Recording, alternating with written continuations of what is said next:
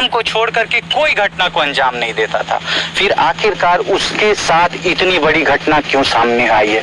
सब लोग यहाँ इसी चिंता में मौजूद हैं। हम आपको लेकर के चलते हैं उस जगह पे भी। फिलहाल यहाँ पे ग्रामीण मौजूद हैं, कुछ लोग मौजूद हैं, उनसे बात करने की कोशिश करते हैं और आपको सुनवाते हैं कि यहाँ के ग्रामीण को क्या लगता है। आपको क्या लगता है सर? आपसे हम पूछेंगे, आप बताइए।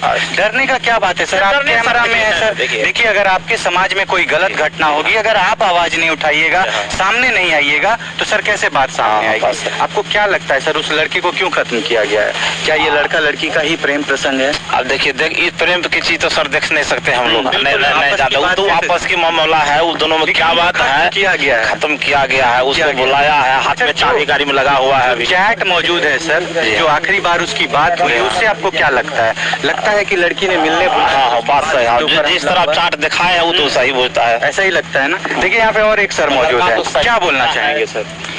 सर, यह तो बहुत दुखद घटना है। जी सर जी।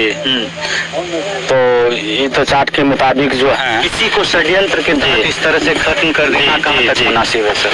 सर, यह तो दुखनीय बात है ये है, और ऐसा होना भी नहीं चाहिए। नहीं होना चाहिए, नहीं होना चाहिए। तो ये तो लड़की अगर किसी समाज को इस बात से कष्ट है सर, ऐसा हर किसी परिवार में नहीं होनी चाहिए। एक लड़की अगर किसी से प्रेम करती है और प्रेम करने के बाद इस तरह से षड्यंत्रकारी तरीके से उसका खात्मा कर दिया जाता है, तो इस घटना के बारे में क्या बोलना चाहेंगे आप? सर, इस घटना के बारे में तो कहना क्या चाहूँगा, यह तो दुखनीय घटना है ही है। तो इस पर आप लोगों की सहायता से जो छानबीन होती है वह करके देखिए, जहाँ तक हो। देखिए, यहाँ पे ग्रामीण समाज को न्याय मिले। जी, न्याय चाहते हैं, न्याय चाहते हैं। यहाँ पे ग्रामीण कहना चाहते हैं कि जो ये घटना हुई है वो निंदनीय है। एक आपराधिक रूप से एक लड़के को समाप्त किया जाता है। प्रेम प्रसंग का मामला सामने आ रहा, अभी तक जो हमारे सामने आया है, हमने आपके सामने उस बात को रखा है। आगे और भी इसके ऊपर अनुसंधान चल रहा है। जो भी बात हमारे सामने आएगी, हम आपको एक एक बात की जानकारी देंगे। फिलहाल आपको हम घटना स्थल पे लेकर चलते हैं, जहाँ पे उस लड़के का शव प्राप्त होता है। आइए आपको लेकर के चलते हैं। बताया जाता है कि लड़के के ऊपर जब वार हुआ था तो यहाँ से भागते हुए, क्योंकि यहाँ से महज 50 मीटर के डिस्टेंस पे उसका घर है, जो कि आप देख सकते हैं। वो जो टीना वाला घर है वो उन्हीं का है।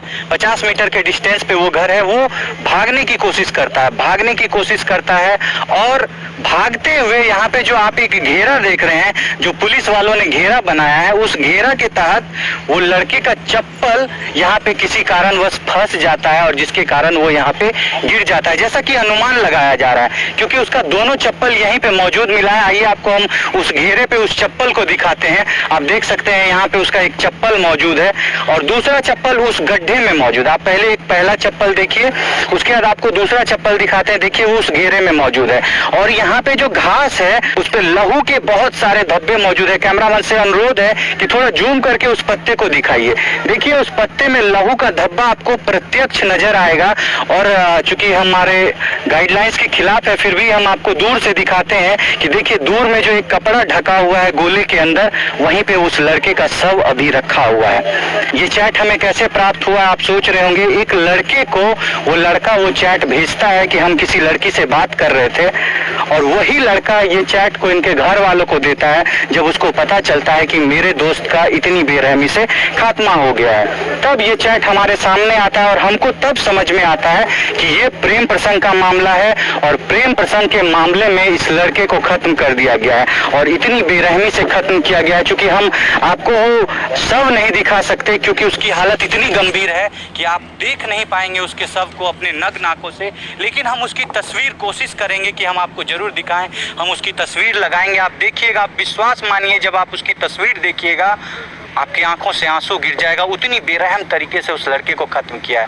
लड़के का उम्र महज 22 वर्ष, और 22 वर्ष की उम्र में छोड़ गया है अपने पीछे रोता हुआ पूरा परिवार, अपना रोता हुआ भाई, अपना रोता हुआ बहन, अपनी रोती हुई माँ, अपने रोते हुए पिता, और आज इस दुनिया से चले गया। और इसका कारण क्या है?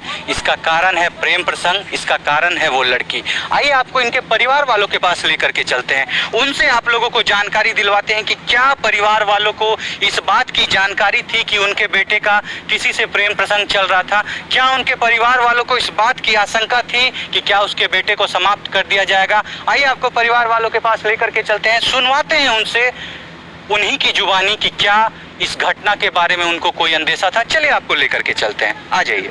अभी हमारे साथ उस लड़का के पिता मौजूद हैं। आप इनकी हालत को देख सकते हैं। अभी ये बेसुध अवस्था में है, ऐसी अवस्था में नहीं है कि जवाब दे सकें, लेकिन फिर भी माफ़ कीजिएगा चचा, आपने अपने बेटे का सबसे पहले देखा था? हम घास, उसी खेत में घास था। हाँ जी। वही घास लाने के लिए हम दोनों आदमी गए। मैंने मेरा लड़का, हम मेरा परिवार। अच्छा। बोले कि चलो घास उठा देना। हाँ। हम घास रख देंगे। इसके बाद जो है हम फार्म पर चले जाएंगे, तब शिपिंग को भेज देंगे। तो वहाँ जाते हैं, देखते हैं तो सब पड़ा हुआ है। सब पड़ा हुआ। चुप हो जाइए चचा, चुप हो जाइए,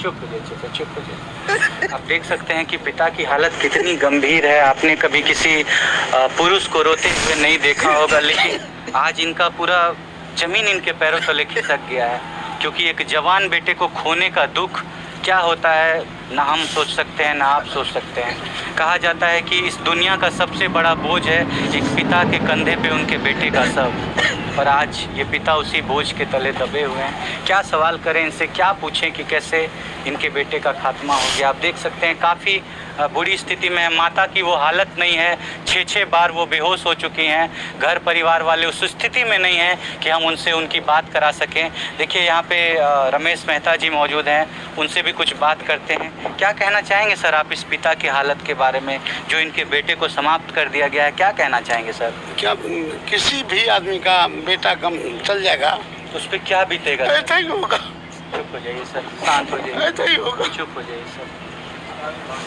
आप चुप हो जाइए। आप देख सकते हैं इनकी भी हालत गंभीर है। यहाँ पे मौजूद सारे लोग, चाहे वो पुरुष हो या वो महिला हो, हर कोई रो रहा है। आपने कभी नहीं देखा होगा मर्दों को रोते हुए। अगर किसी पुरुष की आंख में आंसू है तो आप सोच सकते हैं कितनी बड़ी विपत्ति इस घर पे आ पड़ी है। इस घर का वो भविष्य था और आज वो मौजूद नहीं है। और मौजूद क्यों नहीं है? मौजूद इसलिए नहीं है क्योंकि वो किसी लड़की से बात करता है और षड्यंत्रकारी तरीके से उस लड़के को समाप्त किया जाता है। 22 वर्ष का नवयुवक था। 22 वर्ष के उम्र में अगर किसी का बेटा समाप्त हो जाता है, एक जवान खून अगर घर से चला जाता है, तो आप समझ नहीं सकते उस घर की क्या हालत होती है।